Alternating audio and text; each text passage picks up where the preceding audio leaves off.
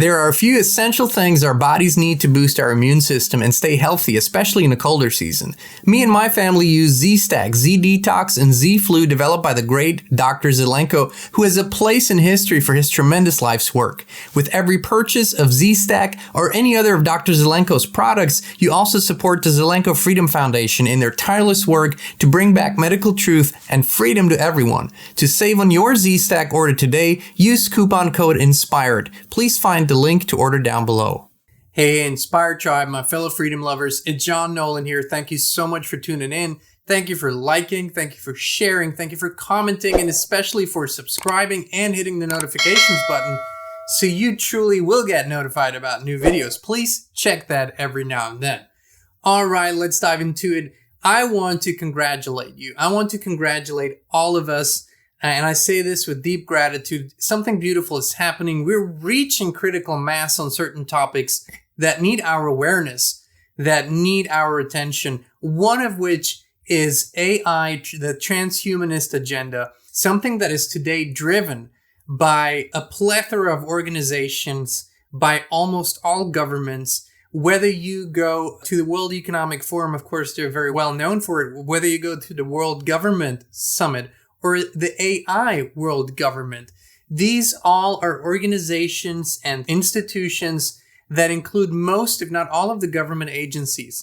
And so there's a singular direction right now in the mainstream that leads towards AI and, make no mistake, towards transhumanism. However, we're reaching critical mass on awareness, which means that a critical mass of people are becoming aware of this agenda, are realizing it, and are deciding that that's not what they want. They don't want to become hybrids. They don't want to become injected with AI. They don't want to get computer chips in their brains. They don't want to become cyborgs or terminators. They want to remain human, and they realize that our journey to rediscovery of who we truly are, it's not over. It has only just begun, and we cannot and should not alter ourselves artificially, because that would be the end of that journey. But of course, this awareness in and of itself is not enough. There needs to be a vision, and there is a vision as to how humanity can progress, how all our brothers and sisters on Earth can progress into the right direction and can actually move into this beautiful natural timeline. Part of this new stage that we're in right now, because a new time has begun because of this awareness, is how do we make sure that we can remain in our timeline? Part of this now needs to be political action. What needs to happen is, in every country, amendments need to be adopted into the constitutions that make it clear that this biological being, the human being, the biology of mankind, cannot, under any circumstances, ever be altered artificially against anyone's will. We also need to make clear that at the top of every power structure, whether that's a presidency, whether that's the people in Congress, whether that's governors or city councils, that no political office can ever be held by AI. We also need to make clear that it is really only true biological humans that can be decision makers. That needs to make clear. The founding fathers and mothers didn't have the luxury of realizing artificial intelligence. We believe, actually, it might have existed back then, but they didn't know about it, so they couldn't implement it. Now we need to do that in every country. For that, we need to form communities and political groups that will make it abundantly clear that they stand for the pure blood human race. This sounds kind of weird because it was borrowed by eugenicists in the past, but what I'm talking about is this natural being that we are, and this needs to be preserved. And now political groups need to form that will have that at the centerpiece, at the core of their actions, that we are actually advocating for a pure humanity. However, at the same time, we cannot dictate to others that they themselves are not allowed to alter themselves artificially. That would, again, not be freedom. We can, of course, present information, and we can continue to educate people as to why this isn't a wise idea. However, we need to realize that it is the freedom of everyone else to make that choice on their own. So for that, I want to inspire you and encourage you to begin thinking about this, to begin speaking about this, and to begin forming groups in your communities, in your towns, in your countries, in your jurisdictions, and begin putting pieces together. What would that require? How can we assure that the political process is kept human and not infested with artificial intelligence? Right now, we're seeing major decisions are today all based on AI.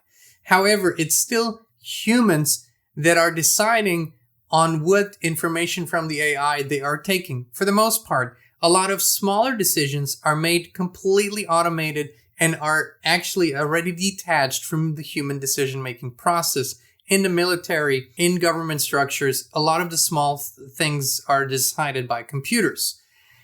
In our perception, the journey, the timeline that we're on needs to actually focus on less technology, more humanity, on less artificial and more natural, on less screens and more sky. All of these things need to be implemented into the strategy.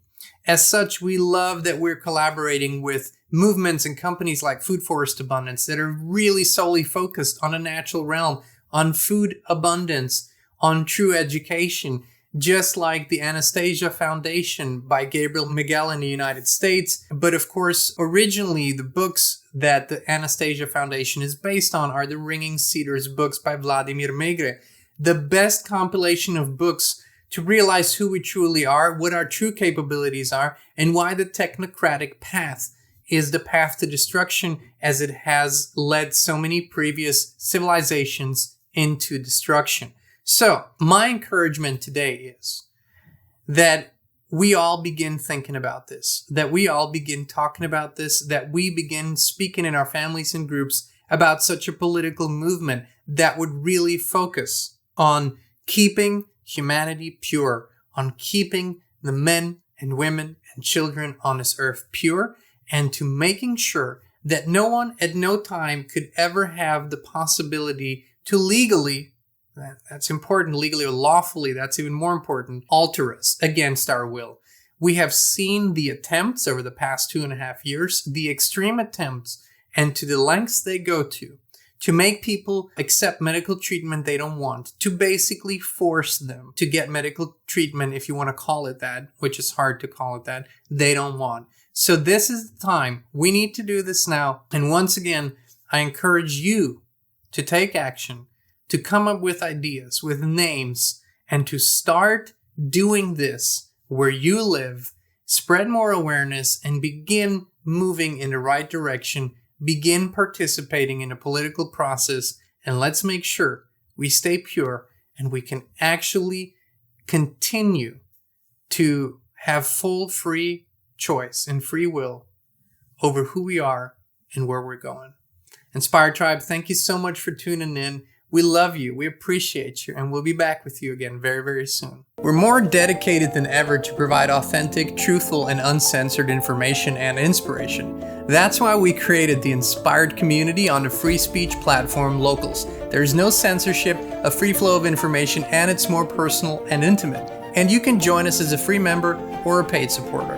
Please visit inspired.locals.com and join us today.